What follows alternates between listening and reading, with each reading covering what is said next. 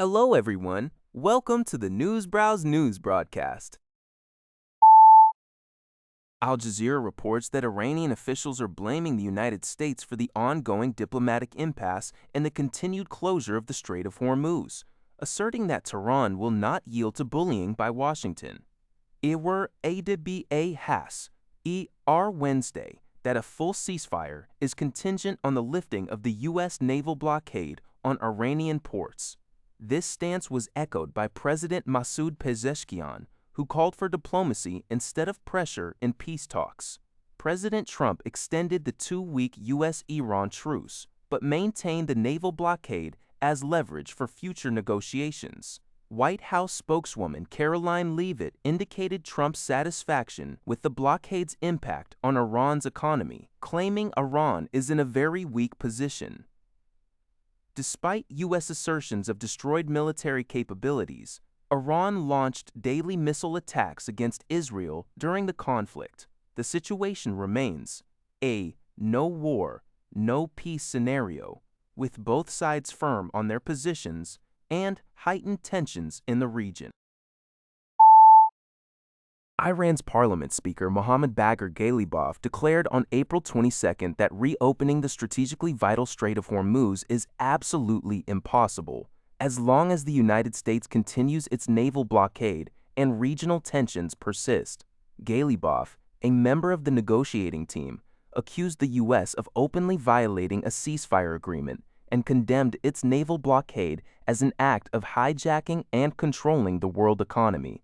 He also cited Israel's provocative actions as undermining the ceasefire. Separately, Iranian President Masoud Pezeshkian echoed these sentiments, blaming Washington's hypocritical rhetoric and inconsistency for hindering dialogue, despite Iran's openness to resolving disputes through negotiations. Concurrently, the Iranian Revolutionary Guard Corps, IRGC, confirmed seizing 2 cargo ships, MSC Francesca and Epaminondas, in the Strait of Hormuz, warning that any disruption to the Strait's order and security is a red line.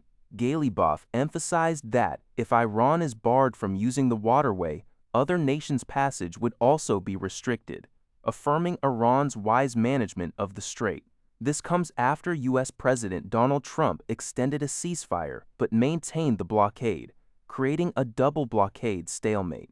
The Strait of Hormuz is crucial for global energy supply, handling about 20% of the world's oil and LNG transport, and these developments raise international concerns. This news comes from Dostolis Wan. According to Dio Sibao, a Chinese People's Liberation Army (PLA) naval vessel formation, including a destroyer, returned on April 22 through the Yonaguni-Iriomote Waterway, which is administered by Japan's Okinawa Prefecture. This comes after completing Farsi capability tests in the Western Pacific. The Eastern Theater Command stated that its 133-vessel formation passed through the waterway between Yonaguni Island and Iriomote Island. This transit follows a Japanese destroyer's passage through the Taiwan Strait on April 17, which Beijing strongly condemned as a deliberate provocation and a show of force, arguing that the Taiwan Strait is not international waters. The Yonaguni-Iriomote Waterway is an important channel connecting the Pacific and the East China Sea, located north of the Diaoyutai Islands, Senkaku Islands. While non-Japanese vessels are permitted through its narrow central area, Japan maintains the right to take action if vessels enter its territorial waters. Sino-Japanese relations have deteriorated since last November, 2025, when former Japanese Prime Minister Sanae Takai Chi suggested that a Chinese attack on Taiwan could elicit a Japanese military response. China's Liaoning aircraft carrier also transited this waterway in September 2024, prompting strong protests from Tokyo. According to the Epoch Times, former U.S. President Donald Trump stated on Tuesday that the United States is considering a currency swap with the United Arab Emirates. The UAE, a key Middle Eastern ally, is seeking financial assistance to counter the economic repercussions of the ongoing Iran war. Trump affirmed, yes, it has always been a very good country. It has always been a good ally of ours. And you know, these are very unusual times.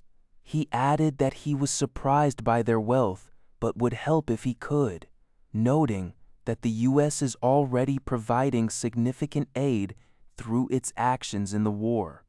The Wall Street Journal reported that UAE Central Bank Governor Khalid Mohammed Balama recently visited Washington, D.C. to discuss the establishment of a currency swap line. This would allow the UAE Central Bank to access U.S. dollars cheaply to stabilize its local currency or boost foreign exchange reserves during liquidity crises. UAE officials have emphasized that while they have largely avoided the worst economic impacts of the Iran war so far, a financial lifeline might still be necessary. The conflict has severely disrupted global oil shipping through the Strait of Hormuz, affecting approximately 20% of the world's oil transport, and has seen Iran targeting Gulf state energy infrastructure in retaliation for U.S. strikes. These economic pressures could significantly damage the UAE's economy and its status as a global financial hub. That's all for this video. Thank you for watching. See you in the next video.